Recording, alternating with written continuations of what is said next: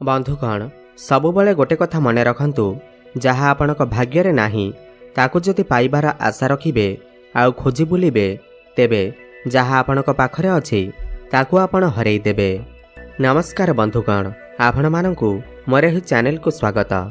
आज रही ज्योतिष कार्यक्रम मीन राशि पाई बहुत अधिक गुरुत्वपूर्ण अछि। आज आमे जानिबा मीन राशि 2025 सेप्टेम्बर मासटी किपरि रहिबा। मीन राशिर मासिक राशिफल उपरे आलोचना करिबा। मीन राशि व्यक्तिविशेषंकर सेप्टेम्बर मासटी किपरि रहिबा संपूर्ण भावरे आमे सही विषय आलोचना करिबा। सेमानकर स्वास्थ्य, शिक्षा, प्रेम संपर्क, वैवाहिक जीवन, भाग्य, क्यारियर एवं व्यापार वाणिज्य उपरे विस्तार भावरे आलोचना करिबा। नवग्रहंकर स्थिति मते देखिबा। नवग्रह कि प्रकार फल देबारे सक्षम हेबे। शेषरे अशुभत्व प्रदान करुथिबा ग्रहमानक पाई किछि विशेष प्रतिकार मते जानिबा। सेतिपाई भिडियोटी को शेष पर्यंत देखंतु। चलंतु आरंभ करिबा एही कार्यक्रम जहाँकि आपणकर जन्म राशि चंद्र राशि उपर आधारित। सेप्टेम्बर मास आरंभरे मीन राशि रे नवग्रहंकर स्थिति विषय रे सर्वप्रथमे जानिबा। एहा पूर्वरु जदि आपणकर भी मीन राशि हुई थाए एवं आपण भी ईश्वर को सच्चा हृदय भक्ति करती विश्वास करती तेबे एही भिडियोटी को लाइक करी कमेंट बॉक्स रे जय जगन्नाथ हर हर महादेव अवश्य लिखि दियंतु। तो सर्वप्रथमे जानिबा एही सेप्टेम्बर मासरे मीन राशि रे नवग्रहंकर स्थिति किपरि रहिबा। जेबे सेप्टेम्बर मास आरंभ हेबा तो मीन राशि रे नवग्रहंकर स्थिति किछि एही प्रकार रहिबा जेमिति आपण स्क्रीन ने देखुछंती। बंधुगण राशि चक्रर द्वादश राशि बा शेष राशि होउछि मीन राशि एवं आपणक राशिर अधिपति होउछंती देवगुरु बृहस्पति एवं बृहस्पति आपणकर चतुर्थ भावरे विराजमान अछंती। आपणकर प्रथम भावरे शनि विराजमान अछंती। पंचम भावरे शुक्र विराजमान अछंती। आपणकर षष्ठ भावरे सूर्य, बुध एवं केतु विराजमान अछंती। आपणकर सप्तम भावरे मंगल एवं द्वादश भावरे राहु विराजमान अछंती। ध्यान दे शुणंतु। सबुठु प्रथमे जानिबा आपणकर स्वास्थ्य किपरि रहिबा एही सेप्टेम्बर मास 2025 रे। बंधुगण प्रथम भाव होई थाए आपणकर स्वास्थ्यर भाव, आपणकर इम्यूनिटी सिस्टम भाव एवं प्रथम भावर अधिपति हेउछंती देवगुरु बृहस्पति एवं बृहस्पति आपणकर चतुर्थ भावरे विराजमान अछंती। देखंतु एही मासरे बृहस्पतिंकर स्थिति बहुत भल अछि। बृहस्पति केन्द्र रे सुख भावरे विराजमान अछंती। जेहेतु मंगल आपणकर अष्टम भाव को चलन करिवे 14 सेप्टेम्बर परे, तो 14 सेप्टेम्बर परे आपणको टिके आपणकर स्वास्थ्यर ध्यान देबार अछि। एते भी बड़ समस्या हेबार नाही। आपणको केवल मुंड बिंधा भली समस्या, माइग्रेन भली समस्या, किछि खंडिया खाबरा भली समस्या टिके देखा देई पारे। एथिप्रति आपण टिके ध्यान देबे। नहले गुरु आपणकर भल स्थिति रे थिबारु केन्द्र रे थिबारु आपणकर जहाँ भी स्वास्थ्य समस्या आसिले मध्य ताहा धीरे धीरे दूर होई जिबा। आपणकर इम्यूनिटी सिस्टम मजबूत हेबा। एबे जानिबा आपणकर शिक्षा क्षेत्र किपरि रहिबा एही सेप्टेम्बर मास 2025 रे।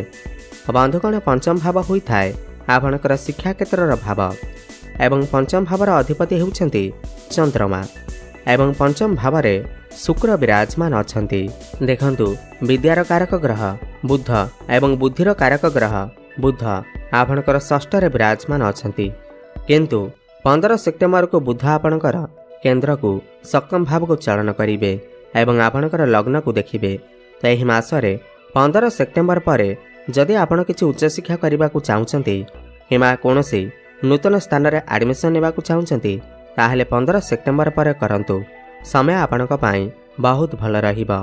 पाठ पढ़ा को नहीं जदि आपण किछि बड़ डिसीजन नेबा को चाहुचंती किंबा 15 सेप्टेम्बर परे जदि आपणकर किछि एग्जाम अछि, कॉम्पिटिटिव एग्जाम अछि, प्रतियोगितामूलक परीक्षा अछि, तेबे सेथिरे आपण निश्चिंत भावरे उत्तीर्ण करिवे। किंतु 15 सेप्टेम्बर पूर्वरु बुध कमजोर अवस्था रे थिबारु आपणकर मन टिके डाइवर्ट होई पारे, पाठ पढ़ारे लागि न पारे। आपण बहुत बेसी मोबाइल फोन यूज करि पारंती एप्रति आपण टिके ध्यान देबे एवं पाठपढ़ार मन देबे। एवं जानिबा आपणकर प्रेम जीवन किपर रहिबा एही सेप्टेम्बर मास 2025 रे। बंधुगण पंचम भाव ही होइथाय आपणकर प्रेम जीवनर भाव, शिक्षार भाव एवं संतानर भाव मते होइथाय। एवं पंचम भावर अधिपति हेउचंती चंद्रमा, किंतु पंचम रे शुक्र विराजमान अछंती। देखंतु शुक्र हेउचंती प्रेमर कारक ग्रह, भल पाइबार कारक ग्रह।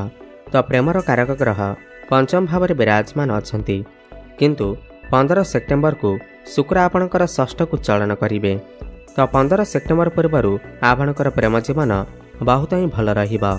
आपण दुई जनक भितर भल पाइबा बढ़िबा, संपर्क मजबूत बनिबा, रोमांस बढ़िबा, भ्रमण सुख आपण को प्राप्ति हेबा। परस्पर मध्यरे कनेक्शन भल रहिबा।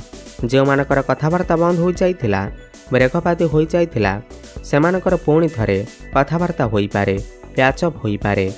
जो माने सिंगल अछंती सेमानकु नूतन पार्टनर मध्य मिली पारंती। किंतु 15 सेप्टेम्बर परे शुक्र जेतेबेले षष्ठ को चलन करिवे, आपणक भितर टिके आर्गुमेंट देखा देई पारे, कली झगड़ा भली परिस्थिति उत्पन्न होई पारे, आपणकर कथा न मिसी पारे, तालमेल कमी देखा देई पारे। एथिप्रति आपण टिके ध्यान देबे।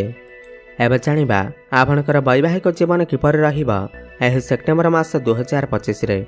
बंधुगण सप्तम भाव होइथाय आपणकर वैवाहिक जीवनर भाव एवं सप्तम भावर अधिपति हेउछंती बुध एवं बुध आपणकर षष्ठ रे विराजमान अछंती।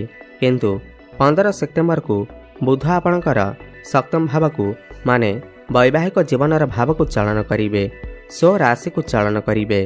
देखंतु 15 सेप्टेम्बर परे बुध जेतेबेले सप्तम को चलन करिवे, ता आपणकर वैवाहिक जीवन बहुत भल रहिबा।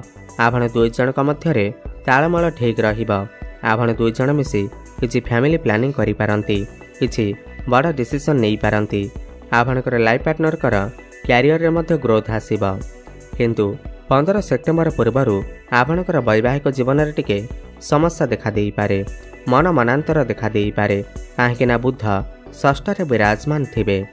आपणकर लाइफ पार्टनर को स्किन रिलेटेड समस्या देखा देई पारे, इन्फेक्शन, एलर्जी भली समस्या देखा देई पारे, माने तांकर स्वास्थ्य रे किछि समस्या देखा देई पारे। एथिप्रति आपण टिके ध्यान देबे।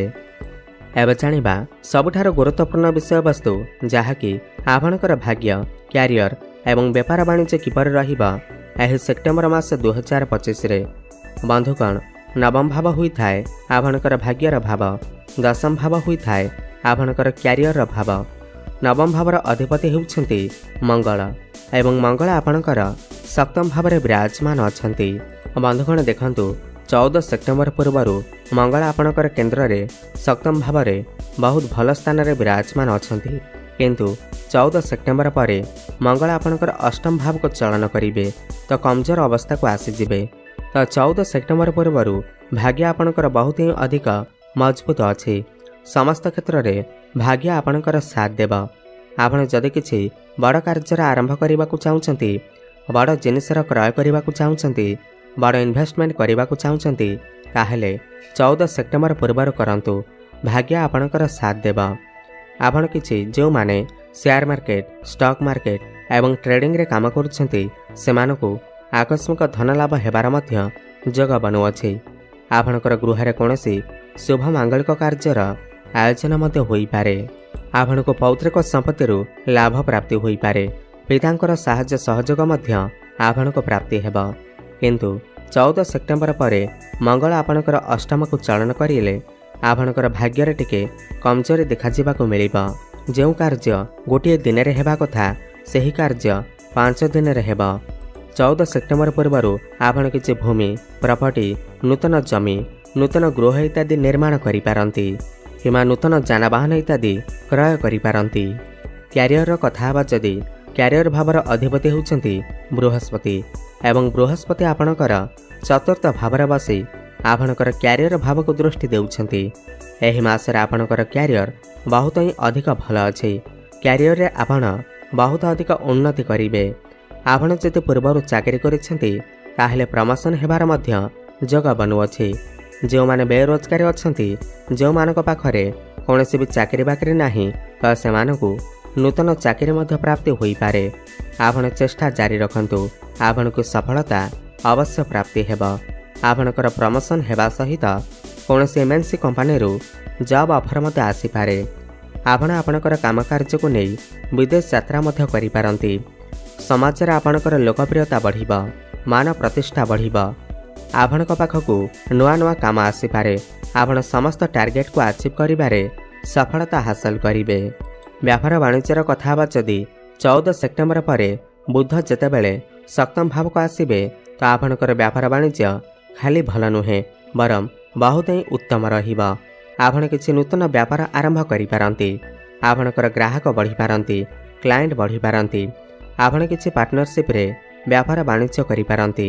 आपणकर डेली इनकम बढ़िब, फाइनेंशियल ग्रोथ हेब। आपण किछि पैसा मध्य संचय करिवे। एबे जानिबा किछि उपाय विषय रे जाहाको करिबा द्वारा एहि मासरे जहाँ भी किछि समस्या रहुअछि ताहा दूर होई पारिबा।